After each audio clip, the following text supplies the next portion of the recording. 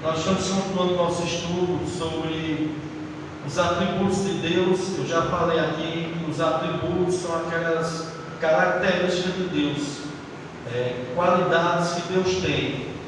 E nós vemos que existem os atributos incomunicáveis, que são aqueles que só Deus possui, que Ele não divide com a sua criação, com a sua criatura.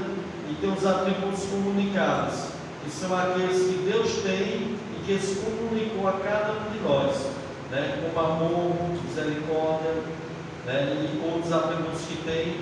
E nós, como seres humanos, também temos condição de termos esses atributos também, não na mesma intensidade que o nosso Deus tem, porque Deus ele é o próprio amor. A gente amamos, mas nós não somos o amor. Deus não, Jesus Cristo é o próprio amor. Então, um dos atributos que nós estamos estudando é sobre a graça de Deus. Esse atributo, a graça de Deus, esse termo graça, no grego significa favor imerecido, ou seja, é algo que Deus faz por cada um de nós, pelo seu povo, sem a gente merecer nada. É pelo amor puro dele e a misericórdia dele. A graça é isso. Então foi o próprio Deus que, por sua bondade e graça, tomou a iniciativa de providenciar a salvação para o homem após a queda de Adão. Nós já sabemos, nós já conhecemos, que quando Adão pecou no jardim do Éden, o pecado passou a todos os homens, e que todos os homens passaram a estar destituídos da glória de Deus. Todos são pecadores, amados, e todos necessitavam da salvação. Mas essa salvação, que é esse livramento da penalidade do pecado, que seria a condenação eterna, esse livramento nós sabemos que só Jesus poderia proporcionar para nós, e que essa salvação foi mediante a graça de Deus. E como eu já falei aqui, amados, que essa graça ela não é algo que a gente merece. E há uma diferença muito grande do cristianismo, do evangelho, porque o evangelho muitas vezes ele se torna escândalo para as outras pessoas religiosas. Porque as outras pessoas religiosas, elas acham que para elas serem salvas, elas têm que fazer um monte de coisa, têm que ser perfeitas, não podem errar em nada. Mas o Evangelho mostra que é pela graça que nós somos salvos, mediante a fé. Que isto não vem de nós, mas é dom de Deus, e nem de obra, para que ninguém se glorie. Então, para muitas pessoas, o Evangelho da graça é um escândalo, porque elas não compreendem, como uma pessoa pecadora, e ela vai ter seus pecados perdoados. Mas a gente sabe, irmãos, que essa graça, que o Senhor derrama sobre cada um de nós, sobre os seus servos, esse favor imerecido, Ele vai capacitar o homem a se arrepender, a crer no Senhor Jesus Cristo. É uma graça que ela capacita o homem, porque o homem está morto nos seus delitos e pecados. Então é preciso Deus dar vida a este homem. Então Deus faz esta ação, esse favor imerecido, sem nós merecermos nada. E nós vimos que existe, a graça de Deus se revela à humanidade de duas maneiras fundamentais. Primeiro, a graça comum, que essa graça comum se refere ao ato de Deus, o favor imerecido, o cuidado providencial de Deus. Deus, amados, Ele cuida, de todos os seres humanos, tanto de crente como dos ímpios. O Senhor faz o sol nascer para justos e injustos, assim também derrama a sua chuva para justos e injustos. Então esta chama-se a graça comum. Mas existe, amados, a graça especial, e essa graça especial é denominada da graça eficaz, ou seja, a graça salvadora. E essa graça, amados, Deus Ele derrama nos seus eleitos, na sua igreja, no seu povo, nas suas ovelhas. Essa graça ela é eficaz, porque há uma chamada do Evangelho eficaz no coração dos eleitos. O apóstolo Paulo disse que ele lá em Tito 1:1, ele disse que foi constituído o apóstolo para promover a fé que é dos eleitos de Deus. A fé que é dos eleitos de Deus. né? Lá em Atos, capítulo 16, não vou lembrar o versículo agora. Não, Atos capítulo 13, verso 16, diz que os gentios que se converteram, né? Creram todos aqueles que haviam sido destinados para a vida eterna. E esta fé, né, ela é dada através da graça de Deus. Como o apóstolo Paulo diz, pela graça sois salvos, mediante a fé. Isto não vem de vós, é dom de Deus. Essa palavra isto, amados, algum quer dizer que se refere apenas à salvação, né? A salvação e a graça, mas não a fé. Mas na realidade, quando o apóstolo Paulo está dizendo, olha, pela graça sois salvos, mediante a fé, isto não vem de vós, é dom de Deus. Paulo está se referindo a tudo, amados. Paulo está se referindo à salvação, à graça e à fé. É um dom de Deus. É Deus que dá ao homem. Então isso é a graça especial.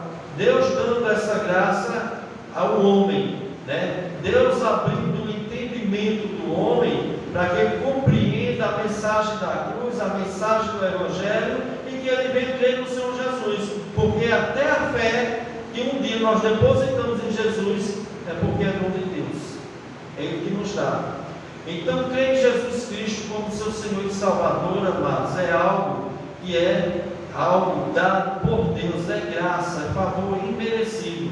O apóstolo Paulo, ele é um exemplo claro, né, clássico, que foi alcançado por essa graça eficaz. Né? Você vai ler lá em Atos capítulo 9, você vai ver que o apóstolo Paulo estava indo para Damasco, pegou cartas da sinagoga lá em Jerusalém para ir para Damasco, para prender o povo que cria em Cristo, levar o povo preso. Muitas vezes as pessoas estavam sendo mortas. O apóstolo Paulo foi com essa finalidade, até ele ter tido o próprio Jesus ter se manifestado a ele viu uma grande luz, e ali ele ouviu uma voz que dizia: Saulo, Saulo, por que tu me persegues? E ele disse: quem és tu, Senhor? Ele disse: eu sou Jesus, a quem tu persegues. E ali imediatamente disse que aquele homem ficou cego, passou um tempo cego. O Senhor mandou um discípulo chamado Ananias, e lá onde ele estava, lá em Damasco, para orar por ele, colocar a mão sobre ele, e ali nos olhos deles caiu como escamas. Que aquele homem, mesmo sendo religioso, ele estava cego. Ele estava perseguindo o próprio Deus, achando que estava fazendo a obra de Deus, porque ele era religioso. E ali, meu irmão, foi quando o apóstolo, quando Saulo, né, e o nome Saulo era o nome dele hebreu, mas Paulo, o nome grego e romano, foi onde o apóstolo Paulo foi batizado, e ali Deus trabalhou na vida de Paulo, e Paulo foi um dos maiores apóstolos de Cristo. Mas Paulo foi alcançado, meu irmão, pela graça de Deus. Paulo não queria Jesus. Paulo era inimigo da igreja. Paulo ia perseguir a igreja.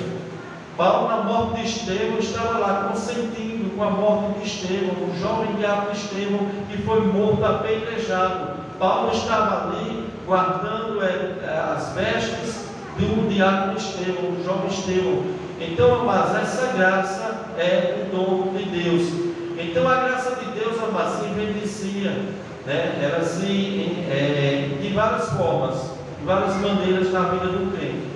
Primeiro, nós temos a graça salvadora, que nós já vimos que a salvação é um dom de Deus, gratuito de Deus, né? Concedido por meio da fé em Jesus Cristo, não depende de obras, não depende de mérito. É isso que muitas pessoas não entendem, e que até tem muitas pessoas dentro da igreja, crentes de muitos anos, que ainda não compreenderam, amados, que elas foram salvas, foi pela graça de Deus, foi pela misericórdia de Deus, não tinha merecimento nenhum, amados. Nós não podemos fazer nada, nós não podíamos fazer nada para que a gente merecesse essa salvação. Por quê, pastor? Porque nós estávamos mortos em nossos delitos e pecados, destituídos da glória de Deus, afastados. Nós estávamos totalmente incapacitados de quem é Cristo, estávamos mortos espiritualmente. E quando Paulo usa essa figura de linguagem para mostrar que o homem ainda que não crê em Cristo, ele está morto espiritualmente, é morto mesmo, amado. O pecado matou o homem espiritualmente. ele afastou-se de Deus. Então era preciso que Deus fosse até o homem, desse essa ressurreição espiritual, para que o homem viesse crer no Senhor Jesus Cristo. Você vê que a salvação é 100% obra de Deus na vida do ser humano. 100% é obra de Deus. Então, amados, a graça salvadora, cada aspecto dessa graça, que fala sobre a redenção, a propiciação, a justificação, a santificação, a reconciliação e a glorificação, que é o nosso futuro, quando nós tivermos o nosso Deus, um corpo glorificado. Tudo isso, meu irmão, é obra de Deus. A palavra de Deus diz aqui: se Ele predestinou, Ele chamou. O que chamou, justificou. O que justificou, glorificou. Tudo foi Deus que fez, meu irmão. 100% de salvação é obra de Deus na vida do homem. O homem perdido, ele não pode salvar a si mesmo, a não ser, irmão, que Deus vá até ele, irmãos, e o Espírito Santo vá até ele, convencer ele do pecado, da justiça e do juízo, que dê essa ressurreição espiritual através da graça de Deus. E nós vemos também a graça santificadora, porque o próprio Deus que nos salvou, Ele vai nos capacitar a sermos santos, a nos separarmos, para o serviço a Deus. E nessa separação nós vamos nos consagrar a Deus. Nós vamos nos separar das coisas que a Bíblia chama de corrupção, de pecado. Então a nossa santificação, amados, ela também é algo da graça de Deus.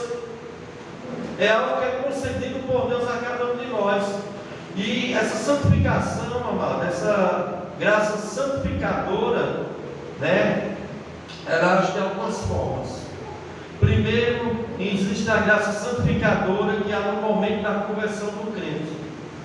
Quando ele recebe, através de Cristo, a posição de santo. Essa santificação é posicional. Todo crente, meu irmão, olha, preste atenção. A palavra santo na Bíblia, meu irmão, é diferente da palavra santo que a Igreja Católica fala. Porque um santo, para um católico, meu irmão, o camarada tem que ter tido uma vida irrepreensível, sem nunca ter pecado, sem ter falha nenhuma. E outra coisa, ele tem que no mínimo ter feito os 2 milagres. Quando for fazer a canonização dele, ele tem o título de santo. Quando ele morrer, eles vão colocar nesse homem era um santo. Ele teve uma vida irrepreensível, não tinha pecado nenhum, fez no mínimo 2 milagres. Então esse homem vai ser tido como a Igreja Católica de alguém santo, porque santo na Igreja Católica, às vezes não tem a posição verdadeira do que é ser uma pessoa santa. Porque uma pessoa santa, ela, biblicamente falando, não é uma pessoa que não tem pecado, não é uma pessoa que não cometeu pecado nenhum. Porque a palavra santo na Bíblia significa separado por Deus para um serviço a Deus. E todo salvo, meu irmão, ele é santo. Se você chegar para uma pessoa que não entende e chamar um irmão, ô meu santo, seu irmão, as pessoas vão olhar, que é isso, rapaz? Você está dizendo que você é santo? Eu sou santo, meu irmão. A Bíblia mostra isso. Porque essa santidade, essa santificação, eu não adquiri através dos meus esforços, porque eu sou uma pessoa perfeita. Essa graça santificadora é pela graça de Deus no momento da minha conversão. No momento da nossa conversão, meu irmão, diante de Deus nós somos considerados santos. Não só nós, como todo aquele que vai invocar o nome do Senhor Jesus, que vai crer de todo o coração. Você pode dizer a qualquer um sem medo: eu sou uma pessoa santa. A minha posição é de uma pessoa santa. Porque, meu irmão, as pessoas lá fora da religião não entendem que uma pessoa santa não quer dizer que é uma pessoa que não comete pecado. O apóstolo diz o quê? Se dissermos que não cometemos pecado nenhum, a nós mesmos nos enganamos, a verdade não está em nós. Se nós dissermos, ele está concluindo o nome dele no meio. E você vai ver em muitas Bíblias católicas está lá, o Evangelho de São João. São João, porque João é considerado um santo pela Igreja Católica, mas o próprio João disse que ele era pecador. Ele não era um camarada perfeito, não, mas que era uma pessoa separada por Deus para um serviço a Deus. Isso é ser santo, amado. E quando nós adquirimos essa santidade, essa santificação posicional, no momento da nossa conversão, vamos ver lá 1 Coríntios capítulo 1, verso 2.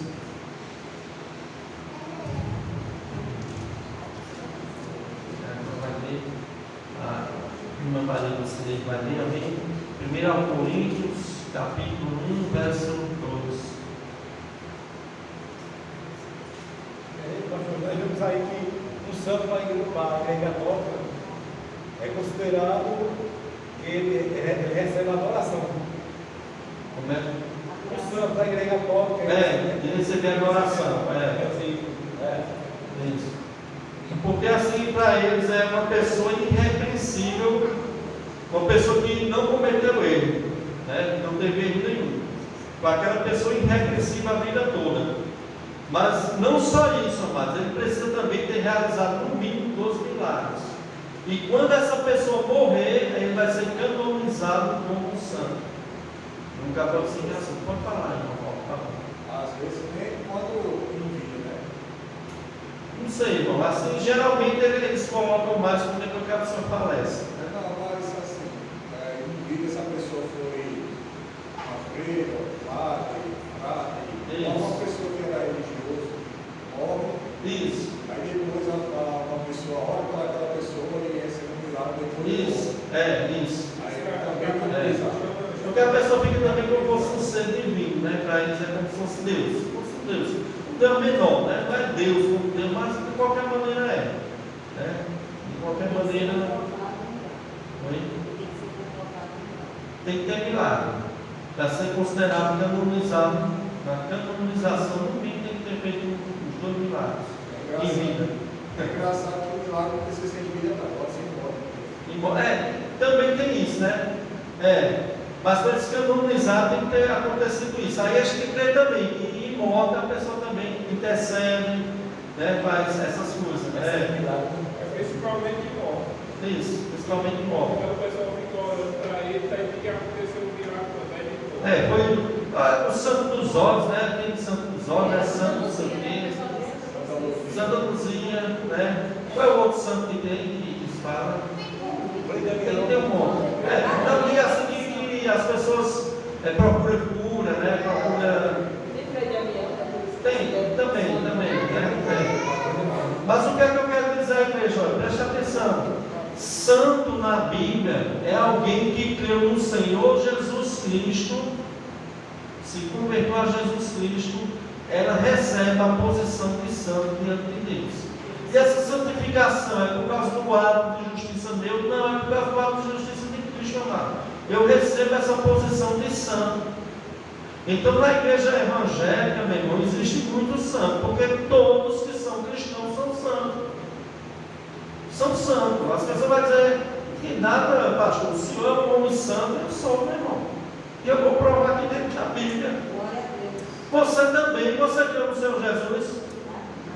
Você é uma santa de Deus. Eu sou um santo, você é um santo. Né? Porque as pessoas não entendem isso, né? Então a nossa irmã vai ler 1 Coríntios, eu gostaria que todos abrissem. 1 Coríntios capítulo 1, verso 2, amém? Pode ler, por favor. A igreja de Deus que está em Corinto, aos santificados em Cristo Jesus, chamados para ser santos, com todos os que em todo lugar invocam o nome de nosso Senhor Jesus Cristo, Senhor deles e nosso. Olha, presta atenção. A igreja de Deus, olha, essa igreja de Corinto é uma igreja, meu irmão, complicada. Que a pessoa acha que vai fazer parte de uma igreja perfeita, onde não tem erro nenhum. Meu irmão, essa igreja aqui, meu irmão, tinha cada coisa absurda nessa igreja. Se você começar a estudar sobre a igreja de Corinto, os irmãos lá, viviam como carnais, havia briga dentro da igreja, dissensão dentro da igreja, havia pecados absurdos acontecendo dentro daquela igreja. Mas veja como o apóstolo Paulo trata essa igreja. Ele diz assim: a igreja de Deus. Ele não está dizendo que a igreja é do diabo, porque ela tem todas aquelas falhas. Ele diz: olha, a igreja de Deus que está em Corintos, ao santificado em quem? Cristo Jesus. Meu irmão, essa santificação, ela é posicional. Aqueles que creem em Cristo, eles é considerado santificado, chamado para ser santo, com todos que em todo lugar invocam o nome do Senhor Jesus Cristo. Todos que invocam o nome do Senhor Jesus Cristo, que crê no Senhor Jesus Cristo, se converter ao Senhor Jesus Cristo, ele tem a posição de santo diante de Deus. Você está entendendo? Amém? Então não é errado quando você diz à irmã Mara, santa mulher de Deus, Deus abençoe, irmã Maria, santa mulher de Deus, irmã Teté, santa mulher de Deus, irmã Maria Lucélia, santa mulher de Deus, Diácono Luiz, santo homem de Deus, irmão Paulo, Diácono Lenivaldo, irmã Daniela, Verônica, todos que creem no Senhor Jesus, vocês são santos. Eu sou santo, você é santo. Nós conseguimos essa posição, meu irmão, quando nós cremos em Cristo Jesus. O mundo lá fora não vai entender isso, não. As pessoas vão conhecer a palavra de Deus, vai querer nos ridicularizar, mas é como pode uma pessoa dessa querer ser santo, querer ser isso, porque a santidade, meu irmão, dessas pessoas está nos méritos delas. Elas acham que é pessoas ou no estereótipo, né? Essa santificação preocupada mais com o estereótipo, né? Porque um santo, na mente do povo, é uma pessoa que vive dentro do monastério, que não sai para canto nenhum, que se separou totalmente do mundo e da convivência das pessoas no mundo. Quando mesmo tiver contato com o povo do mundo, para muitas das pessoas aquela pessoa é santa. A pessoa só vem dentro do templo lá, então essa pessoa, meu irmão, não tem nada a ver com isso. Santo, todas as pessoas são santas, posicionamento quando elas creem no Senhor Jesus Cristo. Esta é a graça santificadora. Nós temos essa posição diante de Cristo, e a palavra de Deus nos mostra isso. E segundo estágio dessa santificação, é que quando a gente vê aqui em Corinto, diz assim: a igreja de Deus que está em Corinto, aos santificados em Cristo Jesus. Aqui é a posição. Agora vem a santificação, né, que é o processo, que é o desenvolvimento dessa posição que nós temos. Nós já temos a posição de santo, agora nós temos que desenvolver. Aí o que é que diz aqui? Em Cristo Jesus, chamado para ser santos em todos com todos os que invocam, né, o nome do Senhor Jesus Cristo, Senhor deles e nosso. Chamados para ser santos. Nós temos a posição de santos, mas nós somos chamados, nós somos separados para desenvolver essa santificação, que é chamada da santificação, que é um processo, é progressivo. E o que é isso, pastor? É a atuação de Deus, do Espírito Santo conosco, trabalhando na nossa vida, nos amadurecendo, nos aperfeiçoando com o passar do tempo. Essa santificação, meu irmão, é até o resto da nossa vida. Deus começa a boa obra em nós e Ele vai terminar concluindo. Mas, pastor, nessa santificação, pronto, eu já sou santo posicionalmente, e agora eu estou nesse processo, nessa caminhada. Quer dizer que nessa caminhada, pastor, eu vou ser perfeito, eu não vou mais pecar, não, amados. É como o apóstolo disse: mas se dissermos que não temos pecado nenhum, a nós mesmos nos enganamos, a verdade não está em nós. Mas se confessarmos nossos pecados, Ele é fiel e justo para nos perdoar o pecado, nos purificar de toda justiça. Confessar não é apenas falar que fez, mas é algo relacionado a falar e abandonar. Isso é arrependimento. E se confessar, está direcionado a um arrependimento. Né? O crente, como eu disse, pastor, o crente ele tem a natureza, ainda tem, irmãos. Mas o crente ele peca por acidente, ele não vai viver pecando à toa de qualquer jeito. Quando ele peca, ele vai pecar por quê? Porque ele ainda não recebeu o corpo glorificado. E todos nós nesse processo, às vezes a gente pode cair. Deus levanta, Deus traz de volta ao arrependimento. A pessoa cometeu um pecado, Davi cometeu um pecado gravíssimo, vários, só foi esse. Possuiu a mulher de Urias, mandou matar Urias, né, um assassinato e um adultério, e ainda mentindo, mas houve arrependimento, está no Salmo 51. E o que aconteceu com Davi? Deus deixou Davi? Deus abandonou? Não, Davi era o santo homem de Deus, irmão. Se arrependeu, voltou ao convívio com Deus. Deus nunca abandonou Davi, teve consequência, teve, mas Davi era o santo homem de Deus. E assim é cada um de nós, nessa santificação como um processo. Onde o crente salvo, amados, né, se encontra num processo de ser santificado, é um processo. Por isso o maior erro de muitas pessoas é querer pegar um crente novo e querer que o camarada mude da água para o vinho do dia para a noite, meu irmão. A fulana aqui fazendo ainda faz isso aqui, meu irmão. Está no processo, meu irmão. Está no processo dessa santificação. Todos nós estamos, vai ser a vida toda nossa.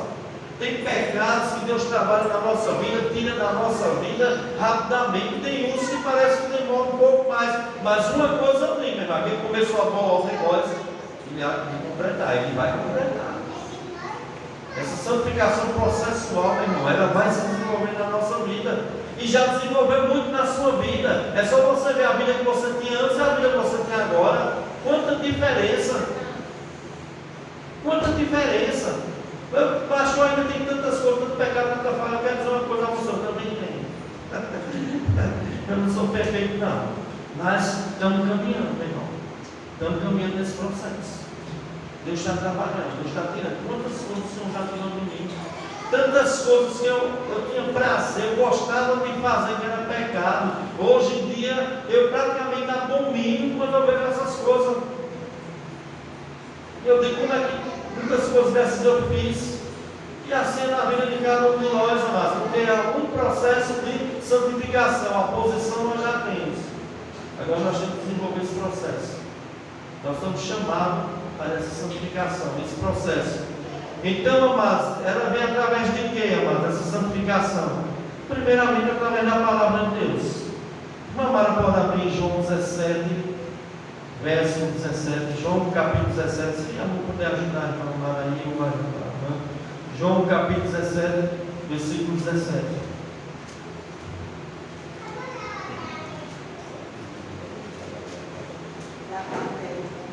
Isso, o Evangelho, viu?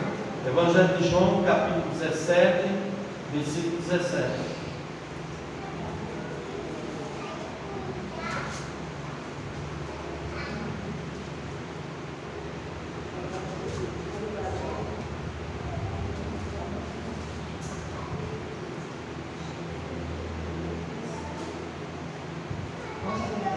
Pode ler, Tomás. Santificados na verdade, a tua palavra e a verdade. É a verdade. Santificado, vou ler de novo. Santificados na verdade. A tua palavra é a verdade. Isso. Olha, santifica-nos na verdade. A tua palavra é a verdade. Então, amados, qual o meio que o crente vai ser santificado? Pela verdade da palavra de Deus. Cada vez que nós escutamos essa verdade, a palavra de Deus tem poder, irmãos. Você pode acreditar, essa palavra tem poder. Esse livro aqui não é um livro à toa como um livro qualquer, não. Esse livro aqui é a palavra de Deus. Quanto mais você encher a sua mente, você encher o seu coração guardar no seu coração a palavra de Deus, mais forte você vai ficar, mais santificado você vai ficar, mais firme no caminho do Senhor vai ficar. Por isso, nós cristãos, amados, devemos amar esta palavra de Deus. Não tem como um crente ser santificado sem estudo da palavra, sem pregação da palavra, sem leitura da palavra. Não tem como, amados. Por quê? Santifica-os na verdade. A tua palavra é a verdade. O crente quer ter uma vida santa? Escuta a palavra de Deus, é o que as irmãs estão fazendo aqui.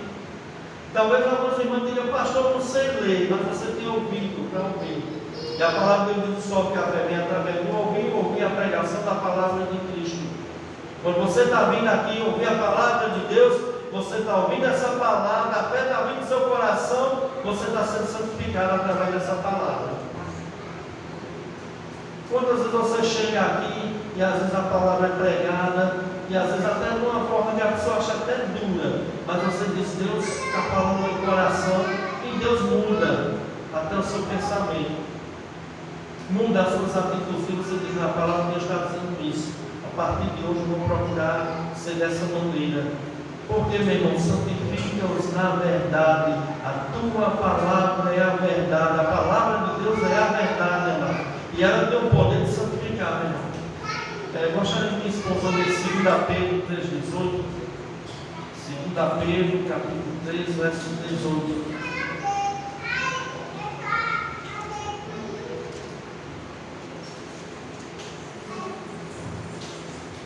Antes, crescei na graça e conhecimento de nosso Senhor e Salvador Jesus Cristo.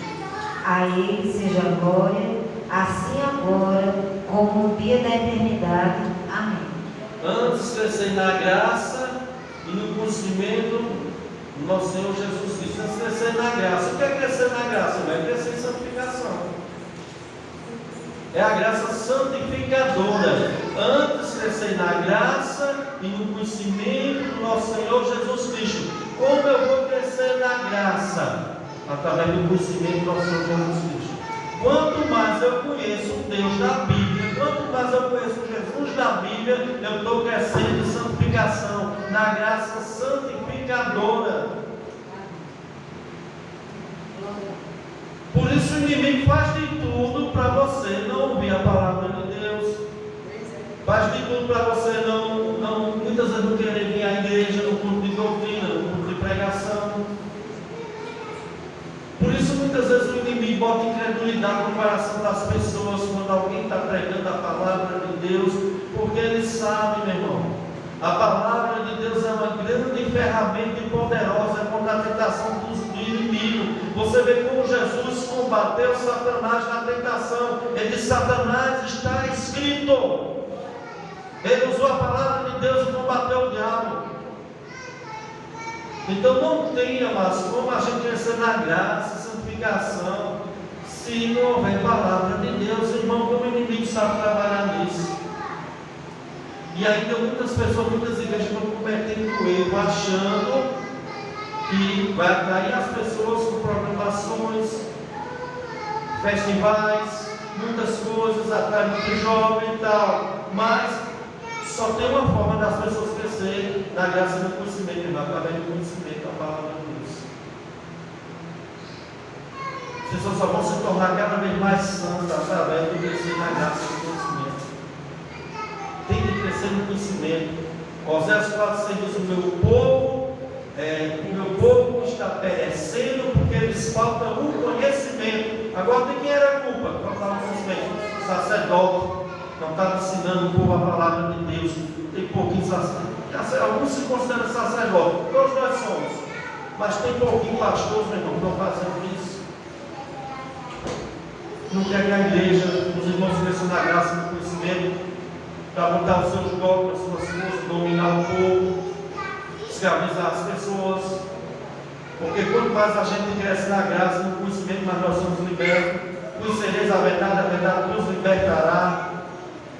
Quanto mais a gente conhece Jesus, mais nós somos libertos. Quanto mais a gente conhece a verdade, mais nós temos nossa mente desvendada, nós conseguimos enxergar claramente as coisas. Então, meus irmãos, essa santificação é adquirida vida através da palavra de Deus. Tem que ter palavra de Deus. Por que, pastor? Culto de igreja batista mesmo, não batista, porque hoje em dia está difícil, amado. Hoje em dia nem toda igreja batista é mais batista. Por que eu digo batista? Porque os batistas sempre foram crentes da palavra de Deus, meu irmão. A primeira declaração de fé da igreja batista foi de Londres, de 1600 e pouco. É a primeira declaração de fé. E você vai ver lá a declaração de fé firmada na palavra de Deus. E lá nessa declaração da eleição e predestinação, os primeiros batistas viram isso, porque é a palavra de Deus.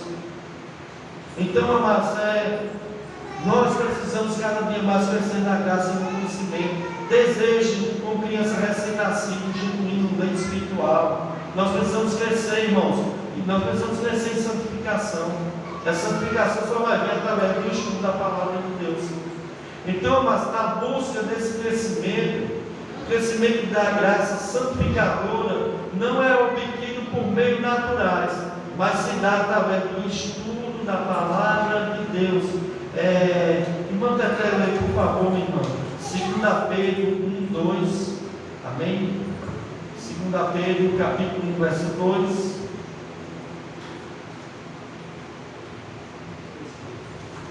E também houve entre o povo. É 2 Pedro, irmão. Eu acho que é 1 Pedro. Acho que eu estou errado. Deixa eu olhar aqui. É 2 Pedro, capítulo 1, verso 2. Se não for 2 Pedro, eu acho que é 2 Pedro, capítulo 1, verso 2. Graças sejam multiplicadas pelo conhecimento de Deus e de Jesus, o nosso Senhor. Amém. Graça e paz nos seja multiplicado no pleno conhecimento de Deus e de Jesus, nosso Senhor. Graça e paz seja multiplicado no pleno conhecimento de Deus e de Jesus, nosso Senhor. Você sabe o que Jesus falou sobre as Escrituras? João 5,39. Examinais as Escrituras, porque julgais ter nelas a vida eterna, são as que testificam de mim. Examinais as Escrituras. Quando Jesus está falando de examinar as Escrituras, aqui no tempo de Jesus estava, o Novo Testamento não estava escrito ainda, mas ele estava falando das Escrituras do Antigo Testamento. Mas agora inclui também o Novo Testamento. Tanto o Antigo como o Novo é as Escrituras de Deus. Então nós vamos crescer, amados, nessa graça, né? Na graça, a paz seja multiplicada no pleno conhecimento de Deus e do Senhor Jesus Cristo. Essa graça, essa paz será multiplicada na nossa vida pelo pleno conhecimento de Deus e nosso Senhor Jesus Cristo. Ou seja, quanto mais a gente conhece o Senhor Jesus, essa graça é aumentada e mais. Com certeza. Quanto mais, que a minha esposa falou, olha, quanto mais nós conhecemos a Deus e a Jesus Cristo, né, mais nós vamos multiplicar a paz e essa graça na nossa vida. Quanto mais o crente ele conhece Deus, ele crê no Deus que ele serve, ele tem paz no coração, ele tem paz, mesmo em meio à guerra, mesmo em meio à luta, mesmo em meio à tribulação, esse crente ele tem paz. Então a forma de nós sermos santificados, mas através da Escritura. A irmã por favor, 2 Pedro 1 ainda, verso 3, amém? 2 Pedro 1, verso 3.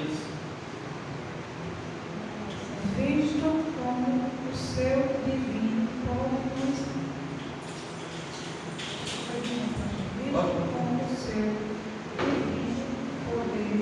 nos deu tudo o que diz respeito à vida e à piedade pelo conhecimento daquele que nos chamou pela sua glória e virtude. Visto como pelo seu divino poder nos têm sido doadas todas as coisas que conduzem à vida e à piedade, pelo conhecimento completo daquele que nos chamou para a sua própria glória e virtude, pelo conhecimento completo daquele que nos chamou, né, para a sua glória né, para a sua própria glória e virtude, pelo pleno conhecimento completo daquele, quem é aquele? Deus. Como eu vou adquirir esse pleno conhecimento completo? Ao mesmo que Deus revelou, através da sua palavra, meu irmão. Como eu vou conhecer sobre esse Deus se eu não estudar a palavra dele, a palavra de Deus, né? Deixa eu ver aqui o verso, 2 Pedro 3,18, amém? 2 Pedro, capítulo 3, verso 18. Agora vai ser o diácono Luiz, amém? Já foi? Não, o diácono Luiz foi. Já leu? Já? Amém. Então tá bom, amado. Aquele texto diz desejar arrependimento genuíno e espiritual, dar crescimento para a salvação. Eu esqueci desse versículo que fica agora, né? Desejar arrependimento genuíno e espiritual, para que por meio dele Deus dar crescimento para a salvação, né? Acho que é primeira ajuda. Não, irmão, acho que é Pedro. Não estou bem lembrado agora, mas vamos. Vamos sim, depois vamos procurando, amém? Então, irmãos, veja só, à medida que um crente em Jesus cresce na graça, à medida que um crente em Jesus cresce na graça, o fruto do Espírito se torna manifesto através da vida dele. Pode ler. 2:2. 1 Pedro 2:2. Pronto, lê aí, já que você está com o microfone na mão, meu irmão. 1 Pedro 2:2, isso, tá.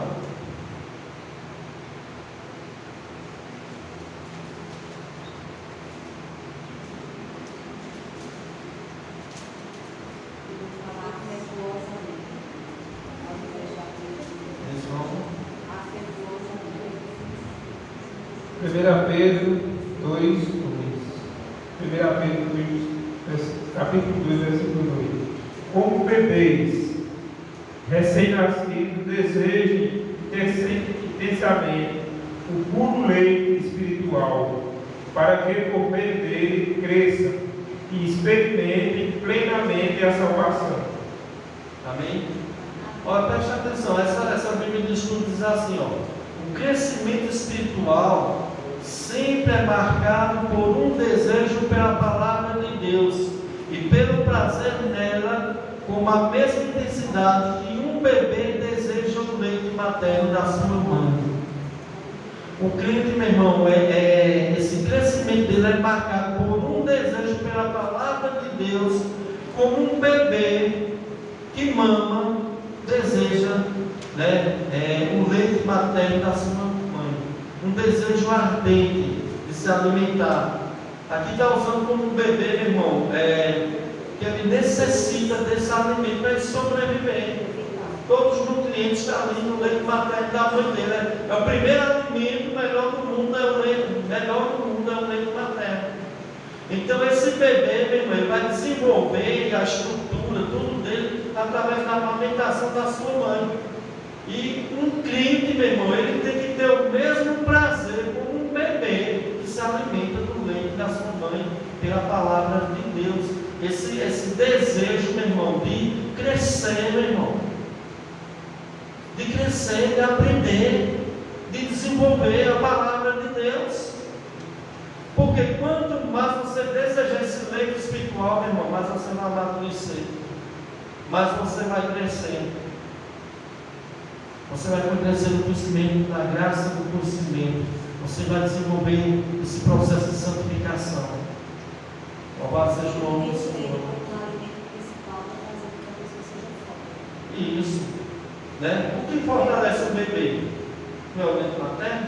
O que faz ele crescer estrutura, pegar peso? A mesma coisa é o crente, meu irmão. Um crente, quando ele começa na fé, o que é que ele sabe? Não sabe nada, é um bebezinho. E aí ele começa devagarzinho, se alimentando com a palavra de Deus, ele vai crescendo, vai amadurecendo, vai fortalecendo. E é isso que a palavra de Deus quer mais. E cada vez que ele está fazendo isso, ele está fazendo o quê? Se santificando. Santifica-os na verdade, a tua palavra é a verdade. Louvado seja o nome do Senhor. Mas por isso, meu irmão, o centro de um culto, o culto a Deus é palavra, oração e louvor. Porque o que edifica o crente é isso, meu irmão. Não adianta botar peça de teatro, não adianta botar dancinha, tudo.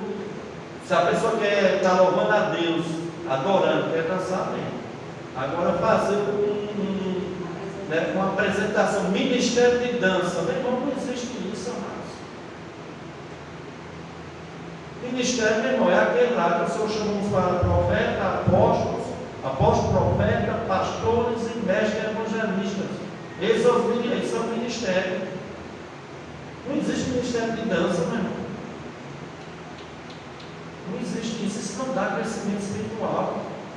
O que vai fazer o crente se crescer espiritualmente é desejar ardentemente como uma criança recém-nascida, genuinamente espiritual, para me dar crescimento para a salvação. Salvação aqui poderia ser santificação. Esse crescimento aí para essa santificação. Nós temos que o quê? Desejar, amados. Desejar. Agora eu pergunto a você, não precisa me responder. Você tem se alimentado com esse leite de 7 dias da semana? Amém ou não?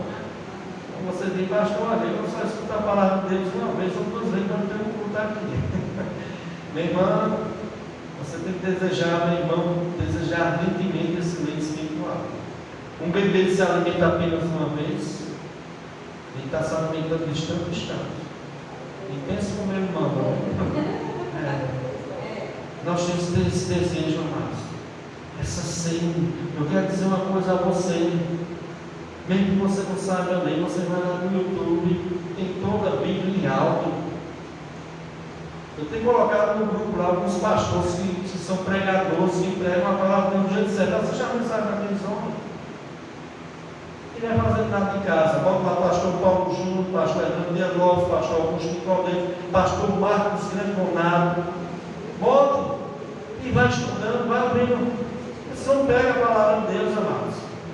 Vai ouvindo. Você fazendo isso, você está crescendo na graça do conhecimento do Senhor Jesus Cristo. Eu baixei agora para mim, meu irmão, um estudo do livro de Filipenses todinho, o pastor Hernando Dias Lopes. E um estudo todinho de 1 Coríntios, pastor Hernando Dias Lopes. Um estudo todinho de Atos dos Apóstolos, pastor Marcos Leconato. Augusto Nicodemus, Romanos, Efésios. Todo estudo em versículo por versículo, capítulo por capítulo. Porque às vezes a pessoa vai ler, está com sono, está cansada, então escute. Coloca lá e fica ouvindo.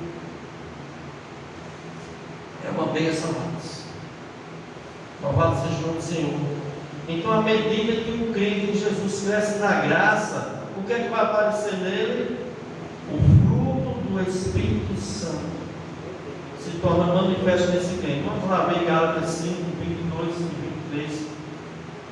Como é que eu vou saber que um crente está crescendo em santificação? O fruto do Espírito Santo.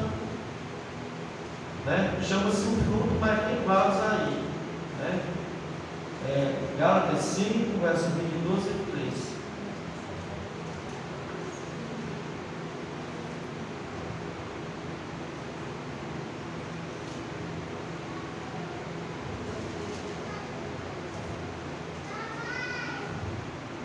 Quem vai ler agora? O Tiago Denival, né?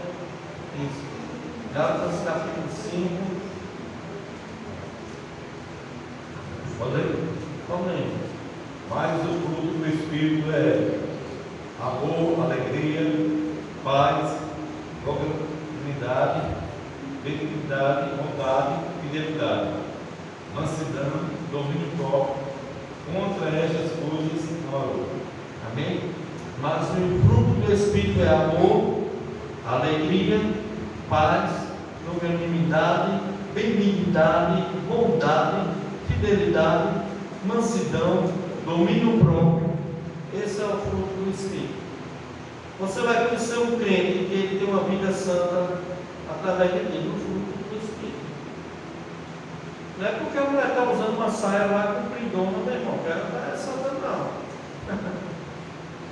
Não é porque o cara está de paletó interno, meu irmão, em pleno calor, né? Está lá bem vestidão, e essa pessoa está vivendo uma vida de santidade, meu irmão.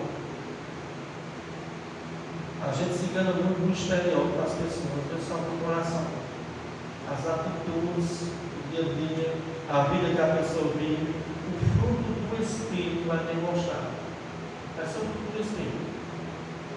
Um crente que realmente ele está, meu irmão, pensando nas coisas lá do alto, se alimentando com as coisas de Deus, com a palavra de Deus, meu irmão, vai desenvolver esse fruto. Quanto mais você fizer isso, você vai desenvolver esse fruto. Sabe o que é que o diabo vai fazer? Querer colocar um monte de atividade na sua vida, para você não ter tempo nessa palavra, de orar, e você crescer espiritualmente. Porque essa sua devia ser prioridade na nossa vida. Como leite materno de uma mãe que dava seu bebê. A palavra de Deus deveria ser esse leite. Mas o que é que acontece? O mundo está, meu irmão, esgotando todas as nossas energias, correndo atrás das coisas do mundo. Nós precisamos tirar tempo, meu irmão, para tempo mesmo, meu irmão. Eu vou dizer uma coisa: no dia que você disser eu vou fazer, você vai ver o inimigo se levantar para querer parar você. E bota gente, e acontece coisa, acontece problema e a tribulação, é isso, é aquilo, para que você não continue. Mas, meu irmão, só tem uma maneira do que se santificar, meu irmão. Uma das maneiras um dos meios de graça é você ler a palavra de Deus, estudar a palavra de Deus, encher a sua mente com as coisas lá do alto, que é a palavra de Deus. Não é estar assistindo jornal da desgraça, não é estar ouvindo notícias ruins, né? Essas coisas que só vai nos botar para baixo, deixa as pessoas com depressão. As pessoas aí muito tomando remédio de depressão, você está dando psicólogo, só escuta coisa ruim. Porque, meu irmão, essas coisas ruins vai ficando no nosso subconsciente, meu irmão.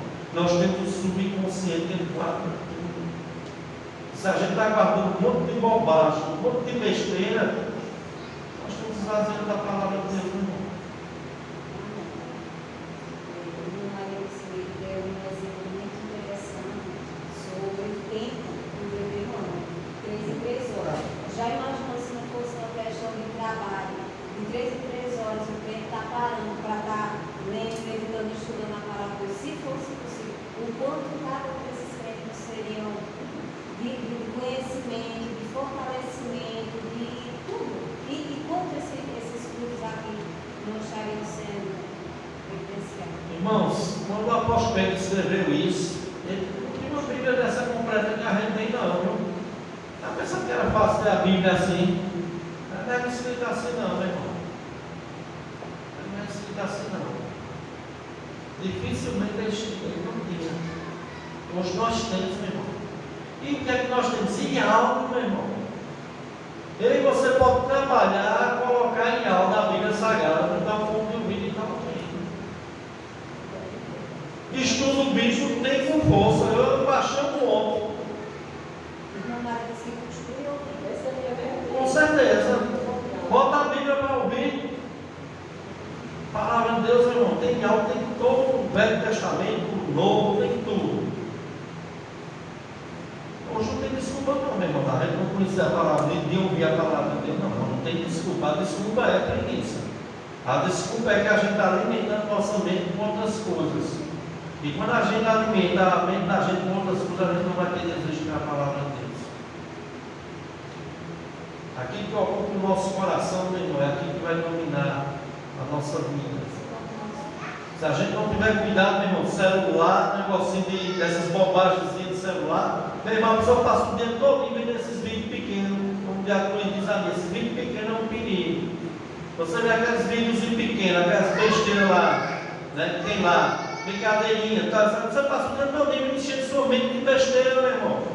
Isso vai lhe ajudar, vai lhe edificar, vai crescer. Você vai melhorar através disso? Não.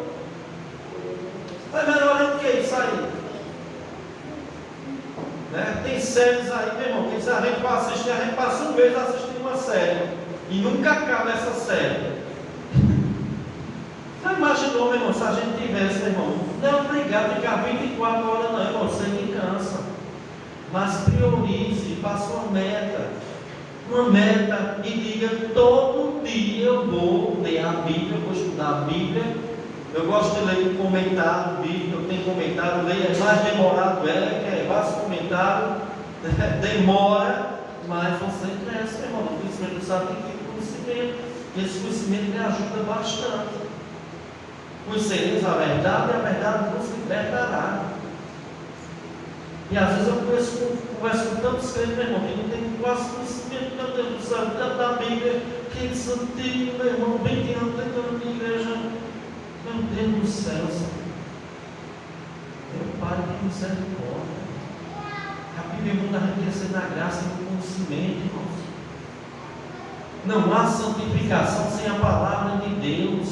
Não é pulo, não é grito, não é falar em línguas, não é rodopiar, não é fazer o que muitos aí pensam, né? Vai no culto lá e diz: nossa, que culto animado, foi só entretenimento para homens, meu irmão. A palavra de Deus não teve nada. Então, amados, à medida que um crente em Jesus cresce, a palavra de Deus, na graça santificadora, vai aparecer o fruto do Espírito Santo na vida dele. Então, amados, o que é que acontece, amados, quando a gente vai crescendo em santificação? Nós vamos também, essa santificação vai levando a pessoa a uma conformidade com a imagem e semelhança de Cristo. Cada vez que nós crescemos de verdade na palavra de Deus, santificação, mais parecido com Cristo a gente vai ficar. Não perfeito como Cristo, mas parecido. Mas as pessoas vão ver Cristo em você. Em mim, vai dizer: isso aí é um crente mesmo. Essa é uma crente, essa é uma crente de Deus. E se não falar isso for pessoas que vão difamar, eles vão fechar a conta a Deus, né? Mas não vai ser porque você vai estar escandalizando, você vai estar aparecendo mais com as pessoas do mundo do que crente, não. Mas, irmãos, olhem, essa santificação vai nos levar, irmão, a nós estarmos mais parecidos com a imagem e semelhança de Cristo. Vamos ler Romanos 8, 29. A irmã Daniela vai ler isso, por favor. Romanos 8, 29. Eu já terminando, né? Vem mais lá. Mãe que tem criança pequena é cansativo o dia todo. Isso, irmão. Romanos 8, verso 29. Porque os que antes conheceu, também os predestinou, para serem conforme a imagem de seu Filho, a fim de que ele seja o primogênito entre muitos irmãos. Para ser conforme a imagem de seu Filho. Né? Aí não pode ler de novo. Amém. Romanos 8, 29. Porque os que dantes conheceu, também os predestinou. Para serem conforme a imagem de seu Filho, a fim de que ele seja o primogênito entre muitos irmãos. Então quer dizer que a predestinação vai fazer o que conosco? Nos tornar semelhante a Cristo. Semelhante a Cristo. Se o camarada está sendo semelhante a Cristo, ele não é predestinado. O pastor ele prega muito sobre predestinação, mas há uma guerra muito grande. Eu já falei com ele sobre esse negócio. Santificação, meu irmão. A predestinação e a eleição é para nos tornar santos e semelhantes a Cristo, irmão. Existe esse negócio de predestinado e um camarada todo desmantelado, cada vez parecendo mais com a pessoa do mundão lá fora, não. Os predestinados, meu irmão, que foi predestinado, os eleitos, eles foram predestinados para ser conforme a imagem de Cristo. O pastor, no versículo 28, ele fala também do chamado, segundo o Chamado. decreto de Deus, né? Isso. No finalzinho do parte B, do versículo 28, fala assim, né, que daqueles que são chamados por seu decreto. Seu decreto, chamado seu decreto. Então, meu irmão, não tem como um crente não cresça nessa santificação e ele não seja santo. Não tem como, meu irmão. Ele foi eleito, foi predestinado para isso. Amém? Então, amados, o terceiro e último estágio da santificação, né, a graça santificadora, o terceiro e último estágio dessa santificação é a santificação completa. A santificação completa. Todas essas aqui que nós lemos é uma posicional, uma é tipo progressiva, que é um processo, e tem a santificação completa. Quando é que essa vai acontecer? Agora. Na glória, quando Jesus vier, levar a sua igreja. Os mortos em Cristo ressuscitarão, e nós seremos transformados. Amém? Então, amados, a santificação completa ou perfeita, aí sim, aí, meu irmão, nós vamos ser perfeitos. Aí não vai ter mais pecado nenhum na vida do crente, né? Então, o crente será o quê? 100% santo. 100% santo. Quando é que isso vai acontecer, pastor? Quando o crente receber os seus corpos glorificados. A segunda vinda de Cristo. Quando nós recebemos nossos corpos glorificados, nós iremos, amados, sermos santos 100%. Aí você vai ser perfeito. Não vai ter mais pecado. Lá no céu, meu irmão, não vai entrar pecado nenhum. Não vai ter pecado nenhum no céu.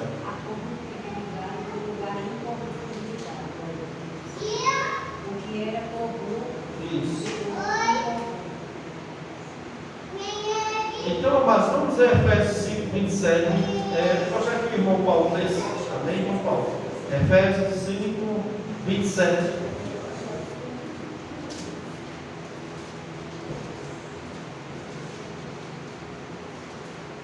Já terminando, então falta 10. Contagem regressiva.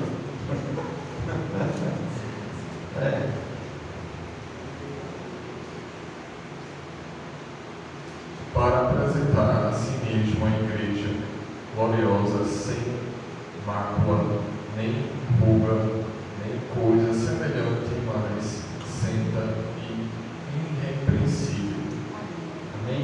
A minha linguagem diz assim: para apresentar a si mesmo igreja gloriosa, sem mácula, nem ruga, nem coisa semelhante, porém santa e sem defeito. Aqui diz santa e sem defeito. Ali é irrepreensível.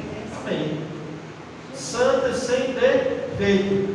Quando é que nós vamos estar nessa santificação completa? Na glória, irmãos. Na glória nós vamos estar assim. Na glória o cristão não vai ter mais pecado. A irmã pode ler assim, 1 Tessalonicenses 5, 23, irmão. 1 Tessalonicenses capítulo 5, versículo 3. Isso. 23. É forçado que eu tenho algum meio enrolado, né? Para falar. Deixa eu ver se é primeiro ou é segundo. 1 Tessalonicenses 5, 23. Isso. O mesmo Deus da paz vos santifique em tudo, e o vosso espírito, alma e corpo sejam conservados íntegros e irrepreensíveis na vinda de nosso Senhor Jesus Cristo. Amém? O mesmo Deus da paz vos santifique. Quem vai santificar o homem? Nosso Deus da paz. Vos santifique em tudo. Olha, vosso espírito, alma e corpo sejam conservados íntegros e irrepreensíveis na vida de nosso Senhor Jesus Cristo. Santificação completa, irmãos. Corpo, alma e espírito completinho. Irrepreensíveis, sem defeito, sem mácula, sem pecado. Nós vamos ficar assim, meu irmão, na vida do nosso Senhor Jesus Cristo. Quando Jesus vier, meu irmão, levar a sua igreja, meu irmão, que dia glorioso vai ser, meu irmão. Porque ainda quando nós estamos aqui, meu irmão, a gente ainda peca, a gente ainda erra, a gente ainda comete algumas coisas. Mas, meu irmão, quando Jesus voltar, que nós tivermos esses nossos corpos transformados, semelhante ao de Cristo, acabou, meu irmão. Oi? Pode falar. Ele sempre aparece dos irmãos, mas no final diz assim: para a vinda de nosso Senhor Jesus Cristo.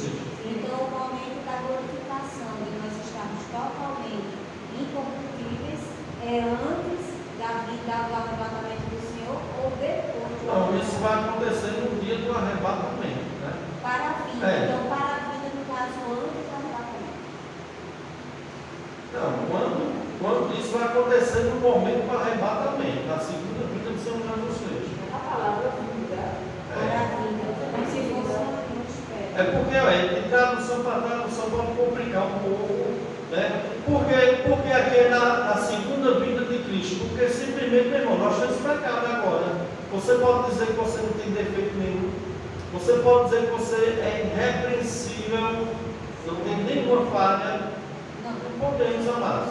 Isso só vai acontecer quando o Senhor vir na sua vinda. E na sua vinda é no momento que Jesus vem, não é após, é quando ele vem. No momento que ele vem, nossos corpos serão transformados num abrir e piscar de olhos. É algo rápido. Entendeu? É algo muito rápido. Agora tem linguagem, para a linguagem está complicada. Tem linguagem que complica as coisas. A Bíblia diz que os mortos ressuscitarão primeiro e nós seremos transformados em abrir e piscar de olhos. Olha, deixa eu dizer uma coisa a você sobre tradução de Bíblia. Tem uma tradução da Bíblia que diz assim, ó: todo aquele que é nascido de Deus não peca. Todo aquele que é nascido de Deus não peca. Veja a diferença. Isso, diz que o cara não comete pecado nenhum, se você for ler. Mas a linguagem certa é: todo aquele que é nascido de Deus não vive na prática do pecado. Você vê de uma tradução para outra, meu irmão, já muda no grande sentido. Esse é o problema da tradução bíblica e o problema da gente ter um certo conhecimento, senão a gente vai, porque existe muitas traduções bíblicas aí que é complicado. Tem umas que não é nem tradução, tem umas que é interpretação. Essa azulzinha aqui montada é uma interpretação, não é uma tradução. Tem coisa aí que o autor, o tipo traduzido, ele praticamente interpretou de acordo com o entendimento dele. Essa nova tradução da linguagem de hoje, ela não é uma boa tradução bíblica. Ela não é uma boa tradução bíblica. Né? Mas é necessário também, porque tem coisa que ajuda. É bom a gente ter várias, né? Para a gente fazer estudos. Mas, veja só, este acontecimento, amados, se caracterizará na ocasião do arrebatamento da igreja. Porque Cristo prometeu, ele diz: eis que eu vou preparar um lugar, e disse que eu vou voltar daqui onde ele esteja, nós estejamos também. Né? Nós vamos ficar sempre no céu, meu irmão, quando a gente estudar na escatologia, não. Vai haver novo céu, nova terra, a gente vai voltar. Vai haver novo céu, nova terra. Vai ser sempre lá no céu, não. Mas a nova Jerusalém, ela vai descer aqui para a terra. E essa terra não vai ser essa terra corrompida aqui. O Senhor vai fazer tudo novo. Isso nós vamos estudar na escatologia, mas é muita coisa. É muita coisa, né? Então veja só, este acontecimento se caracterizará na ocasião do arrebatamento da igreja. Abra aí 1 Coríntios, capítulo 15, versos 51 e 52. 1 Coríntios, capítulo 15, versos 51 e 52.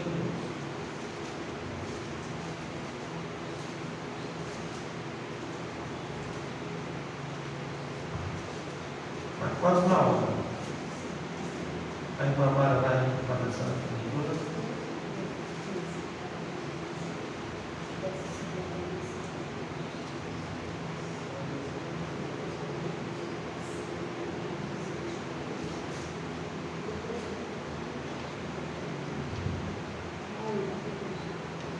esse dormir aqui, amados, não é pessoas que estavam dormindo, não, é pessoas que morreram em Cristo. Amém? Porque a Bíblia usa uma palavra carinhosa para aqueles que morreram em Cristo. Vamos dizer que eles estão já descansando de todas as suas obras aqui, seus trabalhos, suas fadigas aqui nesse mundo. Amém? Qual o tema? Eis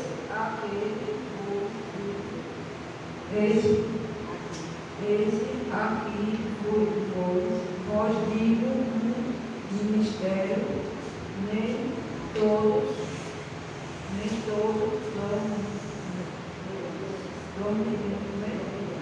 dormiremos, mas todos seremos transformados.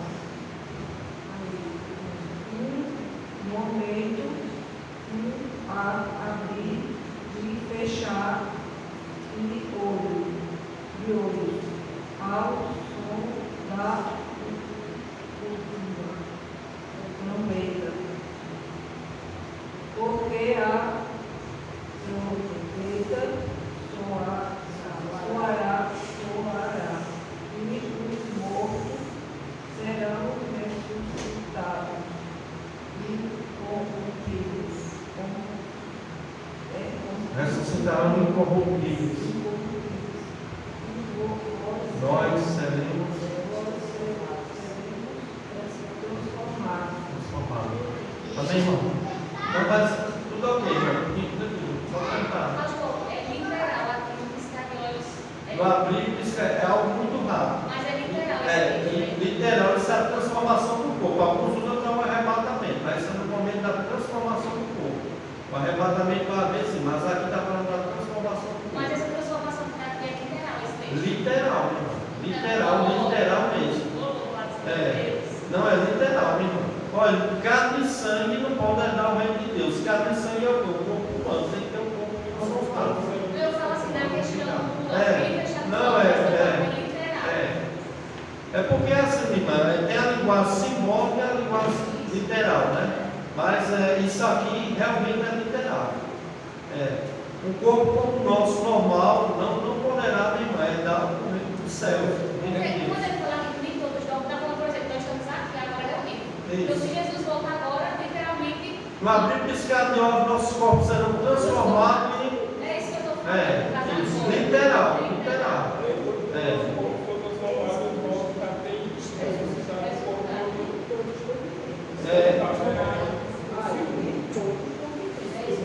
Porque aqui vai estar os que morreram em Cristo, terão seus corpos ressuscitados, glorificados, e os que estiverem vivos terão seus corpos transformados. Não passará pela morte. Tem crente que ele não vai passar pela morte enquanto Cristo vir na sua segunda vinda. Outros vai passar, vai estar o corpo na sepultura, mas será ressuscitado. Então diz assim, isto afirma, irmãos. Isso é do a gente vê no 50, que a gente vê como é um corpo de carne e osso. Isto afirma, irmãos, que a carne e o sangue não podem herdar o reino de Deus, nem a corrupção herda a incorrupção. A corrupção do corpo aqui, meu irmão, está falando, está relacionado ao corpo apodrecer, ao corpo envelhecer, o corpo, quando morre, ele não apodrece. Então é relacionado a isso. Eis que vos digo um mistério, nem todos dormiremos. Veja que o mistério aqui ele fala o que é. Nem todos dormiremos. Dormiremos aqui é morrer. Mas transformados seremos todos. No momento, no abrir e fechar de olhos, ao ressoar da última trombeta, a trombeta soará, os mortos ressuscitarão incorruptíveis, ou seja, não vai ser corpos, corruptíveis, corpos que se estragam, que adoecem, que apodrecem quando morrem. Igual o corpo de Cristo. Igual o corpo de Cristo. Os mortos ressuscitados incorruptíveis, e nós seremos transformados. Nós seremos transformados. 53, diz, bom, porque é necessário que este corpo corruptível se revista da incorruptibilidade, e que o corpo mortal se revista da imortalidade. Está vendo? Essa mortalidade, ela existe quando nós temos o corpo corrompido. O corpo corrompido, como de carne e osso, que apodrece pelo pecado, morre. Aí passa de mortal para imortal. Isso. Mortal e imortal não envelhece, não sente dor, não sente tristeza, não tem todas as limitações que nós temos. Não vai cansar. É o que acontece na Apocalipse, quando ele diz não haverá mais choro, nem pranto, nem dor, porque essas coisas já não passaram. Isso aí é lá no estado eterno, mas faz parte, desde aqui já faz parte. Porque lá em Apocalipse a gente não usa muito isso, mas na escatologia está ligada ao crentes que passaram pela grande tribulação. Ele vai passar pela grande tribulação, vai ser morto, perseguido pelo anticristo, o Senhor vai enxugar deles, vai ressuscitar, tirar toda a lágrima, todo choro, não haverá mais volta, que é a palavra de consolo, Mas é algo, mas faz parte aqui, faz parte sim, amém? Então, amados, vamos parar aqui, já está na hora, está muito bom, mas este acontecimento ocorrerá na ocasião do arrebatamento da igreja, porque o próximo texto que a gente ia ler, e não vou deixar para a semana, vai falar de 1 Tessalonicenses 4, 16 e 17, que fala literal do arrebatamento da igreja. O Senhor vai tirar essa igreja daqui. Aleluia. Vai tirar, vai arrebatar. Arrebatar é tirar com violência, tirar rápido. É algo rápido. É bíblico, irmão. Tem crente que diz que não existe o arrebatamento, não existe sim. É bíblico, está lá em 1 Tessalonicenses capítulo 4, diz. Tem outros textos que falam também sobre o arrebatamento da igreja. E o próprio Jesus, ele prometeu isso. Ele disse: olha, eu estou indo para o Pai preparar um lugar. Quando eu vos preparar um lugar, eu vou voltar e venho vos buscar para que onde eu estou, estejais vós também. Para que sempre aí nós vamos estudar isso aí. Amém? Vamos ficar aí, queridos. Da semana nós vamos ver a última santificação, da graça santificadora e a graça servidora. Né? Nós vamos ver sobre a graça servidora e a graça sofredora.